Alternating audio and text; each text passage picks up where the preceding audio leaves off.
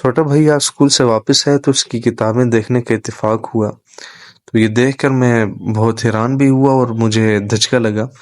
کہ وہ بنیادی کتاب اسلامیات جس کے اندر بچوں کو عقائد اور ایمانیات سکھائی جاتی ہے، اس کے اندر اکثر شیعہ کتب کے حوالے اور شیعہ کتب سے احادیث وغیرہ انہوں نے لی ہوئی ہیں۔ وسائل الشیعہ، اصول کافی، بحار الانوار، اصول وافی اور دیگر کثیر تعداد میں ہر دوسرے تیسرے صفحے پر انہوں نے شیعہ کتب کے حوالے دیے ہوئے ہیں۔ یعنی کس طریقے پہ ہمارے بچوں کو بنیادی کتابوں کے اندر سے یا ہمارے بچوں کے دلوں کے اندر ایک زہر بھر رہے ہیں۔ تو بچوں ابھی یہاں یہ حوالے دیے تو لازماً کوئی نہ کوئی والدین یا کوئی ایسے دیکھے وہ کتابیں پڑھے گا تو صحیح، جب پڑھے گا بحار الانوار پڑھے گا، یہ اصول کافی وغیرہ پڑھے گا، تو ان کے مصنفین نے جو بکواسات لکھی ہوئی ہیں تو خود بخود اس کے اندر مبتلا ہو جائے گا۔